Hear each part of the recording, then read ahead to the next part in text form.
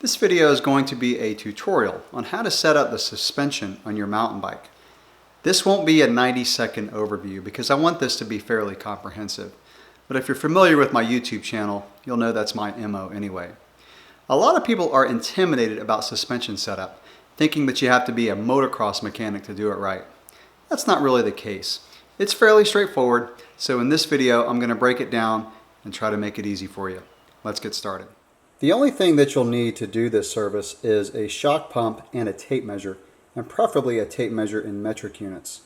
Also, if you choose to change your volume spacers that you can do on a Fox fork, you'll need a 26mm socket wrench. Now this is one that I got directly from Fox, and it has the edges shaved down a little bit, and it makes it a lot easier to use because it doesn't slip off. If you use a standard socket wrench, you got to be very careful that you put pressure on to keep it from slipping off. Also, I did make my own sag meter, which I'll show you when we do the rear shock. And I got the idea from this specialized one, but this one is designed with 15mm of sag, which is for my shock. So let's go ahead and do the first step.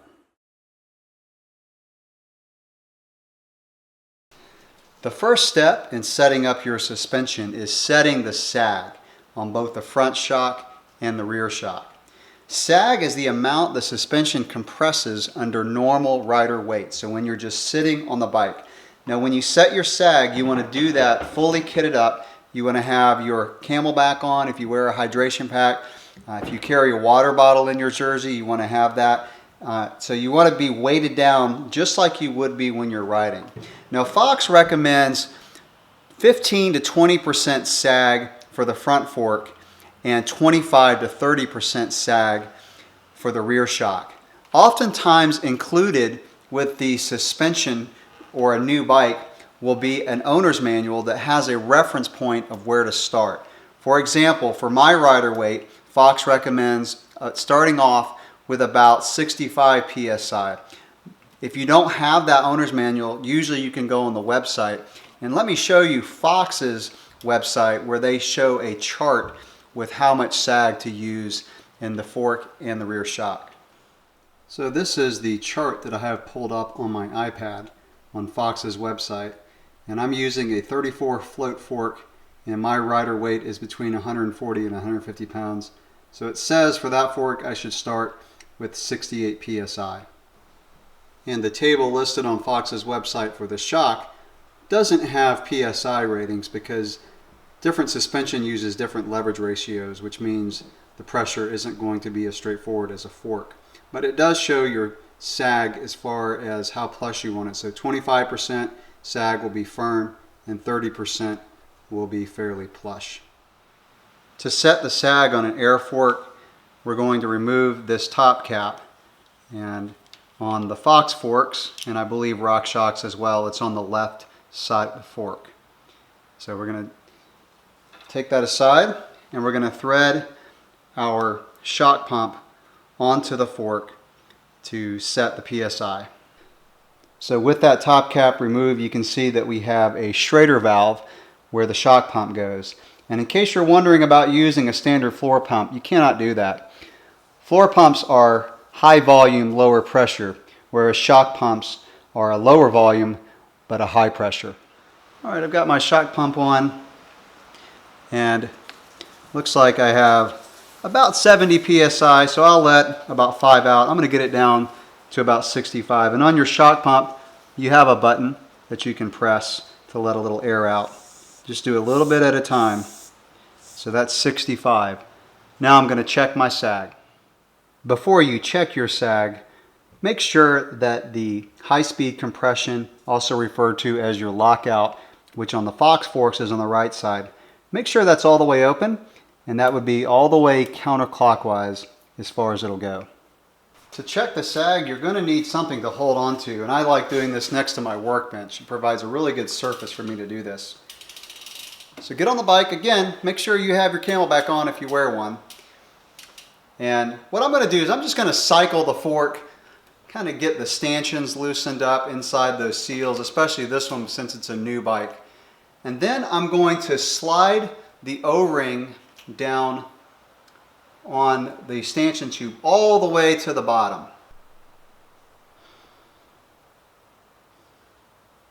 Now that I have the O-ring pushed all the way down, I'm going to get into my normal riding position. So put your hands on the handlebars.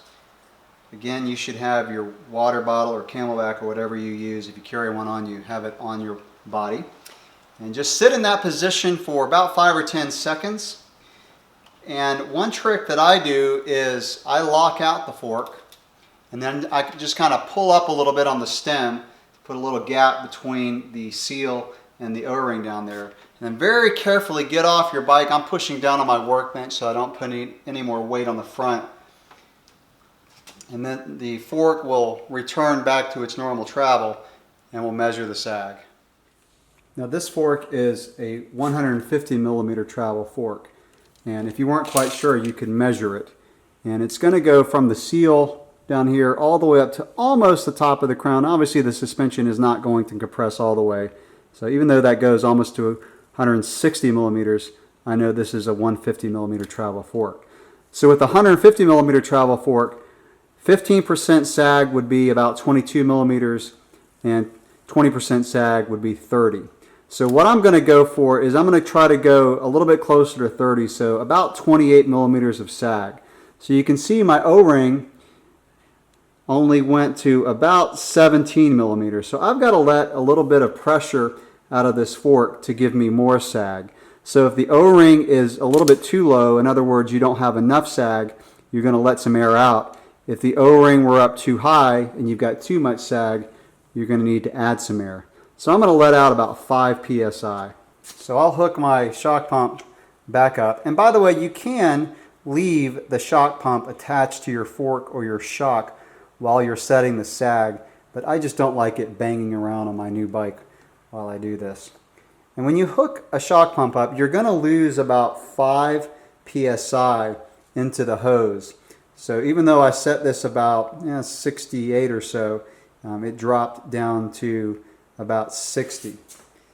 So now I'm going to go, well, I'll go just a little below 60 and then check my sag again. So I went through the same process a couple times and settled on 50 psi, and that gives me about 26 to 27 millimeters of sag on this fork. And that's why the charts given by the manufacturers are really just a starting point, because different bikes are going to put your weight in different areas of the bike. So a cross-country bike, you're going to be leaning more over the front end, and a trail bike, your weight's going to be a little bit more to the rear of the bike. And so that's why you really need to go through this process of setting the sag exactly to your riding position and your weight. Setting the sag for the rear shock is very similar, but you'll need to measure the length of the shaft of your shock. So from right about here where the seal is down to the bottom of the shaft. It can be a little challenging sometimes to get a tape measure in there. So if that's the case, you can take a piece of string, measure it, and then measure the length of the string. I've done that, and this shaft is 60 millimeters in length.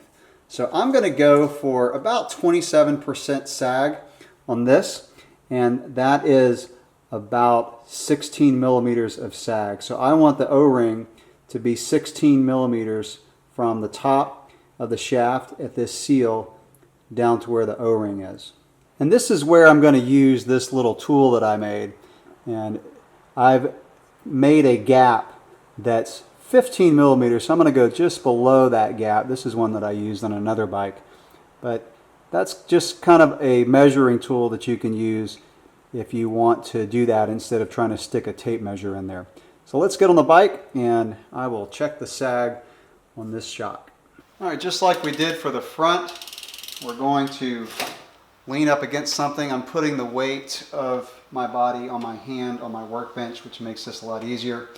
Once you're on the bike, make sure that the lockout lever on your shock is all the way open. Once that lockout lever is all the way open, reach down and pull up the O-ring as far as you can go towards that seal, the top of the shaft. And then again, get in your normal riding position and just kind of sit there for a minute with your hands on the handlebars Try not to do any movements rocking back or forth. Once you've set for about 5 or 10 seconds, the trick that I like to do again is to reach down and lock out the shock. Kind of lean forward, put your weight on your bench or whatever you're using. Get off the bike slowly, and then we're going to check the sag. All right, using my little tool here that I made, I've actually got too much sag on this. So that's probably down to about 22 or so millimeters. So I'm going to add some pressure to this. So to change the pressure in the rear shock, you will have a little cap covering a Schrader valve where you'll hook up your shock pump. It looks like I have about 100 psi, so I'm going to go up to about 115 on this one. I actually settled on 120 psi, and that gives me about the 16 millimeters of sag that I was looking for in the rear shock. After you get your sag set up on your suspension, now it's time to set your rebound. Rebound is how fast the suspension will return after hitting a bump or after compressing. And it's a very important aspect in terms of the performance of your suspension. One thing that you can do for rebound is have a starting point based on the amount of PSI that you put in your shock or your fork. For example, I look on Fox's website and looking at a shock, if you have 280 to 300 PSI in your shock, Fox recommends that rebound knob, which I'll show here in a minute, turned all the way clockwise, in other words, all the way slow. So higher amounts of rebound means that the shock will return more slowly. Less rebound damping means that the rebound knob is turned more counterclockwise and it's going to return faster. So looking at that same chart, if you run 100 to 120 psi, Fox recommends turning that rebound knob 11 clicks from fully closed. So fully closed is all the way clockwise, backing it out 11 clicks, and that's almost fully open. And I'll show the number of clicks that I have on this shock. Rebound is a little more subjective than setting the sag.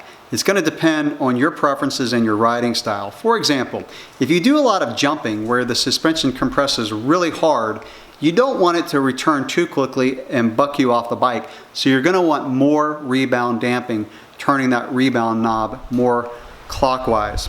On the other hand, if you ride trails that have smaller hits, but they come in rapid succession, and that describes the trails that I ride because we have a lot of routes that aren't real big, but there's a lot of them. So I want my suspension to return quickly after it hits a bump. If you have your rebound set too slow, the suspension will pack up. In other words, the suspension will compress and not return quick enough to set up for the next bump. On this fork, the rebound knob is the red one at the bottom of the right fork leg. So this one has 13 total clicks. So all the way clockwise, if I were looking underneath the bike, all the way clockwise would be fully damped. In other words, fully slow. Backing it out 13 clicks all the way open is going to make the fork return as quick as possible.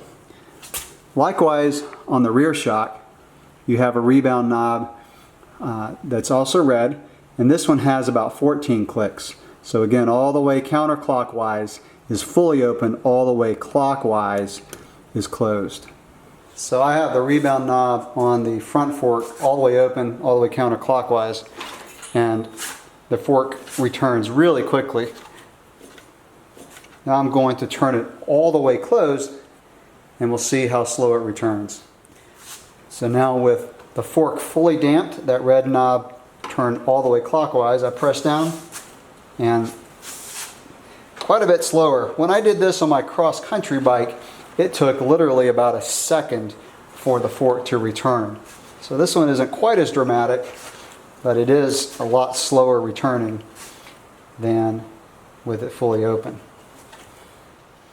The way that we're going to set the rebound for the fork is to compress it really hard and then just let up with your hands and look at the front tire. If the front tire bumps off the ground a little bit, you need to slow the rebound damping a little bit. So I've got the rebound knob all the way open, all the way fast, I'm going to press down and let up and watch the tire and see if it bounces off the ground. And a lot of times it helps to have someone else look at the tire because it's kind of hard to see from up here, and you can even put your phone down there and record it if you want to get all high tech. But let's do that and see what it looks like on the camera. So this is slow motion of the Rebound fully open or fully counterclockwise, compressing the suspension, letting it pop up. And keep your palms open, by the way, when you do this. You can see it bounces off the ground. Now I've added 4 clicks of Rebound. I compress the suspension and it does not bounce too far off the ground. So I settled on 4 clicks from fully open. We're going to use a little bit different method for the rear shock. And we're going to do what I call the curb test, and you're going to ride off of a curb with your butt on the saddle, and you're going to watch your suspension. What you want to do is you want the suspension to return without oscillating. So in other words, when it comes back up from its compression, you don't want the suspension to kind of be bouncing after you ride off the curb.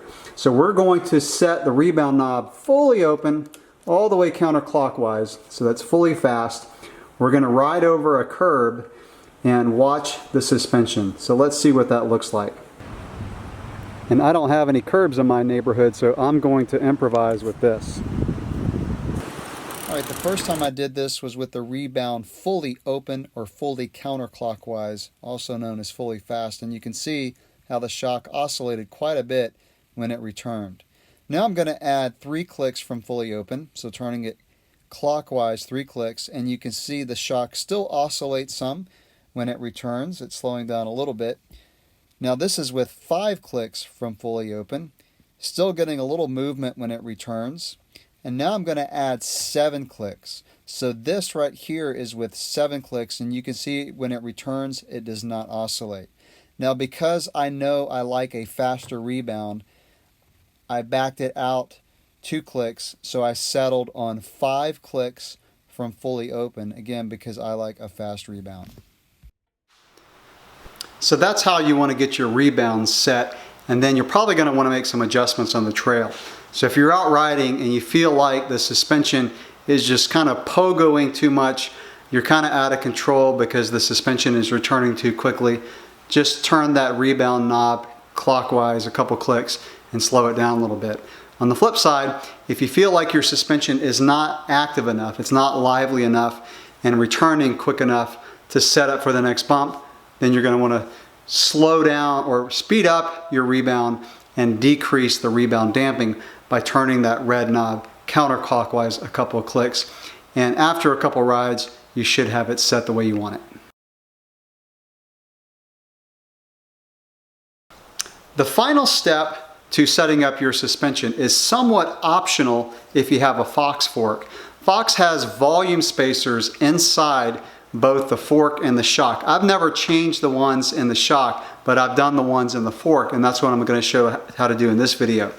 So the volume spacers, if you add volume spacers, it's going to cause the fork to ramp up a little bit quicker. If you take out volume spacers, you're adding volume to the fork, which is going to make the mid-stroke a little bit more sensitive, and it's going to make the fork feel a little bit more linear in the sense that you're going to get full travel easier. If you do a lot of jumping, you're going to want the fork to ramp up more, so you're going to want to add volume spacers. I like taking out volume spacers because it gives the fork, like I said, that more linear feel, which is good on the trails that I ride with a lot of roots. So let me show you how to do that. All right, so I've got the air cap removed as if we were going to add or remove air pressure. I'm going to take my 26mm socket wrench, and you really want to press down hard. I like leaving the bike on the ground, not in a work stand, because you don't want to strip that top cap. So push down hard as you loosen it, and that will loosen. I think it's about 50 Newton meters, so it's fairly snug but not too tight. Now that I've got that loosened, I'm going to let the air out. The reason I left the air in is so that I can loosen it by pressing down. So I'm going to let the air out of this fork. And I can typically use my fingernail. Sometimes I use a little screwdriver. There we go. Now I'm going to just loosen this all the way. Keep a little pressure on there, again, so it doesn't slip off, and strip that top cap.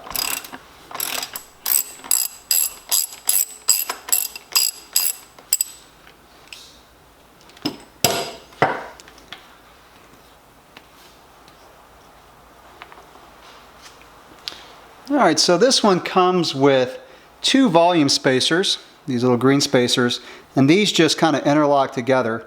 So I'm going to slide one out, and there we go. So I've removed 1 volume spacer. That's all there is to it.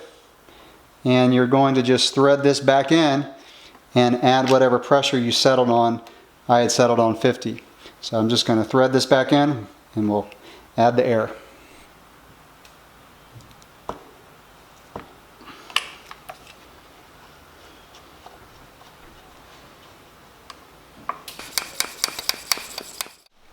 So there's my fairly comprehensive guide to setting up the suspension on your mountain bike. A final tip that I'll give you is that after you've ridden on a few rides, look at the O-ring. Check the amount of travel that you're getting. So before your ride, push that O-ring all the way down on the fork or all the way up on the shock. And then after your ride, check it. If you're not getting full travel on your fork or your shock, let about 5 psi out. And then on your next ride, do the same thing until you finish the whole ride and you're getting full travel. Now, on the flip side, if you're getting travel too easily on those, then you want to add some pressure. If you have any questions or comments about this video, please leave them below, and if it was helpful for you, give it a thumbs up for me. Thanks for watching.